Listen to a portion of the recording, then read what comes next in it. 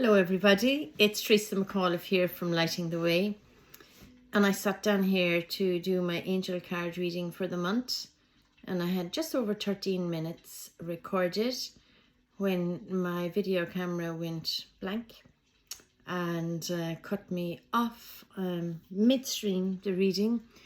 I was offering a really strong reading, and I have the cards still in front of me that I had drawn. And I was talking about the energy of change. So I'm going to work with these cards because I think they're really important. But I was cut off because maybe I had used some words that the algorithms picked up or something. I'm not so sure. But I'm going to work with this reading that's in front of me anyhow. And what I was really talking about was that the energy of change is very pertinent for the month of June. Change within, changing our perception of how we see things, how we do things, how we understand things to be. And here in Ireland, I know that maybe some of you won't be from Ireland that are watching this reading, but here in Ireland we have an election on Friday, and I do believe that great change is coming here as well. And we really do need to think about why we would vote for somebody in particular, not just because we always did or the family always did vote for a particular party or whatever, because change is necessary. It's blatantly obvious that change is necessary, really necessary. And tapping into the heart center or internal compass. I feel I'm flying through this now because I have so much information here. It's a great way to bring about change, because every single individual on the planet is part of the collective consciousness, and we do work together as one huge big sea of consciousness, even if we're not aware of it at all times. So every thought you have, every deed you do, every word you say has a vibration, and all of that is feeding into the collective. So that's really where, you create your life. That's really where it's come from. So you do create this little piece that we consider our own lives, but collectively we actually create the chaos and also the amazing stuff that's happening in the world.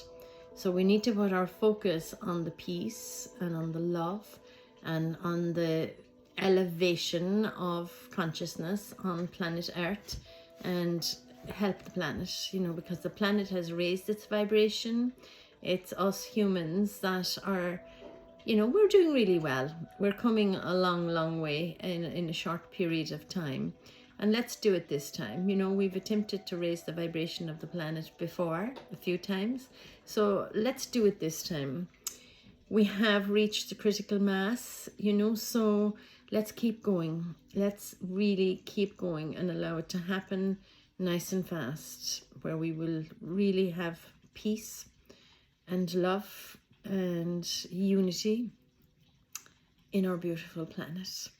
So I was talking about the pendulum while I was doing this reading, and I was just saying that it is one tool that you can use, to see if something is truth for you and if it's right for you at this time. So you can do it around anything. My own pendulum that I used was inside because I was actually doing it around the elections and things like that, and would this candidate be the right candidate to vote for? If you haven't used the pendulum before, you would hold the pendulum, so that it's still, and then you would hold it over your palm.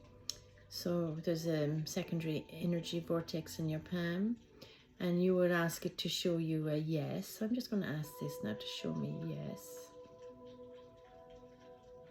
Okay, so my yes is moving north to south, and then you'd hold it still again, and I'm going to ask it to show me a no. And there it's taking off already. Anti-clockwise spin. Now very often clockwise and anti-clockwise. It works for people. Sometimes it's over and back, east and west. And then you would just ask your question, is it the right thing to vote for such a person? And you'll get the yes or the no, because it's actually coming from your internal resources. So that's just one way of doing it. But asking your heart when you're in a nice quiet space is another great way of doing it. And we are in a month of great change. So the change is actually here and we're ready to make those changes. So there's lots of changes we're making in our lives, all of us, because we're raising our vibration and the consciousness is rising. So we're rising with it. So I'm just going to show you. So this was kind of the overall card. I took it from the Mother Mary deck. And it says, I'm in touch with my true feelings regarding this situation. So regardless of what it is that's going on in your life, ask your heart, because your heart has your true feelings. And just be honest with yourself, you know, and don't allow anybody else to tell you what's right and what's wrong anymore. Just be totally honest with yourself, because when you can be honest with yourself, then you can be honest with everybody around you. In all situations, work related, family related, personal issues, you can be totally honest with yourself. And as you start making those changes to move then in the path to enlightenment, really, to allow yourself to really feel the joy and the happiness and the love that resides within you and all around you, you'll be able to tap into those resources and just create the life you want, really. So surrender to trust was the surrender card that I drew this morning. Trust yourself and your decisions. Don't be swayed by other people's strong opinions about what to do. Take action and be confident that you have chosen the right path. Okay, so there's a lot of heart chakra and throat chakra in this card.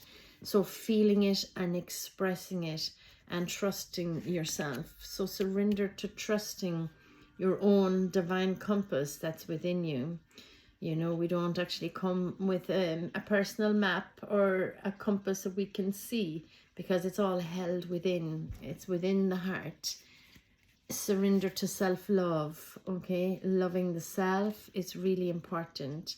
I attend to my needs by listening to my heart. My inner essence lets me know what is good for me. I respect my limits. I answer the requests of my body and my soul. Thus, I learn to love myself. Okay, so all these cards are tying in. Surrender to trust. Allow yourself to feel the love that you have with yourself. Respect your own limits. Respect your own feelings, your own emotions. Be honest with yourself. So I asked for, you know, a card for a governing angel for the month. And I got two cards. So we have two angels that are sort of steering us and guiding us for the month. And one is Sandalphon. And he asks you to be very, very gentle with yourself this month. And be gentle with others, of course, as well. Be very gentle with yourself at this time. Surround yourself with gentle people, situations, and environments. So, you know, try to avoid all those harsher situations and conflicts that are there around you. Just try to kind of stay in your little bubble while you're making these changes, so that you can be honest with yourself and that you're not swayed. Because, you know, we have old habits, and, you know, there was an old saying that old habits die hard. And it's really true, you know. So when we're making changes, we really have to be in our own space, in our own bubble, because we can be influenced easily when we're vulnerable, easier than normal. And when we're making changes, we go into that vulnerable space that we need to be in, where we can be just open and honest and, you know, express the truth to ourselves. And the other one was Gabriel with leadership. So you're doing the work, and then you're helping to lead others towards their inner strength and their passion. It says it's time for you to assume your leadership power and position and lovingly guide others. You know, the best way that you can guide others is by example. So owning your own power and just stepping into it and then leading by example. That's really the very best way you can do it. So I took a card from this, what I call the simple box of cards. Where is it now? This box here. And it's a very, very simple message on each card. And this one says Parking Angel. And this is where I was at, 11 minutes and something, and my video just cut off. So when I see something as simple as this, you just see the feathers just show you that it's an angel card, and it's a parking angel. So to gain our confidence sometimes in knowing that we do have divine help, and we do have the angelic realm, and we do have guides and ancestors. We have so much help that, you know, isn't maybe visible to the naked eye until you start opening up your third eye, and you may be able to see, you know, some of these beings that are here to help. But you've got to ask, because free will is honored. So if you're not used to working with angels, perhaps this is a month to make that change and to just work with a parking angel. And it's just, you're going into somewhere where you want a parking space. And sometimes if you go into cities or that, it's not an easy thing to find a parking space, or one, you know, that's comfortable for you to park in. And just ask your parking angel to give you a space exactly where you want it, and it'll show up. I have my little granddaughter, and we go to swimming lessons every Tuesday, so it'll be this evening. And we always ask the parking angel to give us a space close to the door, please. And somebody just pulls out in front of us every week. So now she understands the parking angel requests as well. So asking your parking angel, and when you get used to that, then you'll be able to ask your angels for greater things, and they will always answer you. Once it's for your highest good, it'll always show up. So before I came on camera the last time, I drew one card, and it's faith over fear. I actually took out my Christ consciousness cards, and I was taking them out of the drawer, and the box literally spilt out 3/4 of the deck, and one card stood upright on the floor, literally between the other cards, standing up between them. I was like, wow, here's a message. Faith over fear. You can cope. I'm going to read it, okay, because it's quite a long message. It's from this Christ consciousness deck. The story of Jesus calming the storm is well known. It is said that the storm unexpectedly arrived, frightened the disciples, and they woke Jesus from his sleep for fear of being drowned. But after he had calmed the wind and the waves, he rebuked them for having little faith. At first glance, this may seem insensitive. They were frightened, so they were all chastised. However, what was really being demonstrated was tough love to teach them that their fear was bigger than their faith, and that it was which was the biggest problem rather than the raging sea. Jesus was reminding them of the immense power, resourcefulness, and capability within ourselves, which is amplified when we stay connected to God, who never leaves us. When we remember this fact, we have less reason to worry and fret, because we understand we are divinely guided and always helped. Think about storms that have arrived in your life and how you have handled them. Were you able to trust and have faith, or did you panic and allow fear to dictate how you responded? We must remember also that if we feed fear, it grows, and we can make anything worse. Sometimes we can spend days worrying over what may happen rather than working towards creating a better timeline. It is human to be afraid, and at times we all are. But do we allow it to control and thwart us, or do we rise above it and reorient back towards the bedrock of our lives, which should be faith, knowing that we can cope? Do we truly believe and trust that we will be led to where we are meant to be, and that we will be shown what we need to see, creating endless what-ifs and focusing on what is amiss also can weaken our mental state over time? Instead, we are asked to be the peaceful eye of the storm and not add to the drama or difficulty, even if others around us are in panic.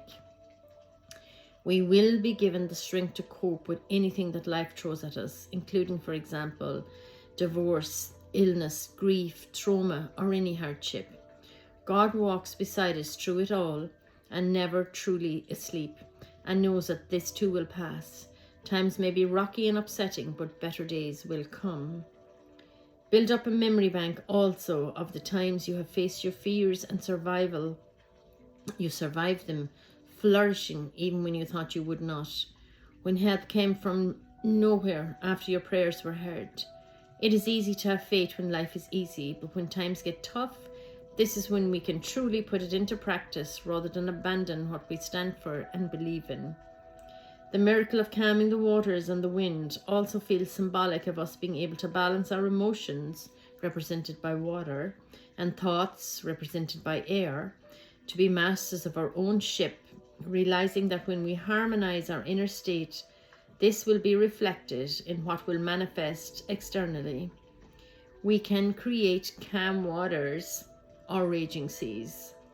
Feeding our fears or feeding our faith is a choice that we can make. It takes practice to respond from a place of assuredness and strength, helping each time by the cumulative effects of choosing faith over fear. Seek to build up your divine, knowing that all is well and that you are equipped for any eventuality, unexpected or planned in your life. So what a message for us all. And this is the one that stood upright, like, take me, take me. So this is how I chose this card this morning. So having faith over fear, and we're all so capable. I'm just going to take one card for the children. Where's my children's deck? I have two decks for the children actually, so this one is the one that came to hand right now. So let's see. One message for the children. And honestly, like, we really do need to start really standing up and taking care of the children, because there's such turbulence, but also taking heed of what they're saying to us. I am good at school because my angel helps me. Again, these are little angel cards, so it's being able to connect in with the angels and allowing the children to know that they're always guided and they're always protected, and they always have an angel by their side waiting to just help them. I will take a closing card. I'm going to take it from Archangel Michael. And we'll just close this now. So it really is about change and asserting yourself, taking care of yourself, surrendering to love, being honest with yourself, you know, leading your own life, staying gentle for the month, connecting with the angels, and faith over fear. So Michael, what is the message? Please, the generic message for us all for the month of June. Okay. This situation is already resolved. Okay, so whatever it is that you're fearing, whatever you're struggling with, it's already resolved. I give any worries, cares, and concerns to you in exchange for true peace in all ways. Thank you for resolving this, and just give details of the situation in a divinely perfect way. So, you know, it's already resolved. We just need to align to it. So connect in with the heart, align our energies, and be in that energy then of resolution. So if you'd like a full reading for yourself, I do them here in this space, or I do them online. So you can have a look there in my website. I'll put the link underneath. And if you'd like to learn how to read the cards, I have a workshop coming up next Saturday online. So for the month of June, embrace change, embrace loving yourself and taking great, great care of yourself. Listen to the compass of your heart. Be gentle with yourself. Surround yourself with gentle people and gentle situations. Allow yourself to connect with the angelic realm. Just start by asking for your parking space. Surrender to trusting the wisdom of your soul. Be kind. Be gentle. Be courageous. Make those changes. Much love.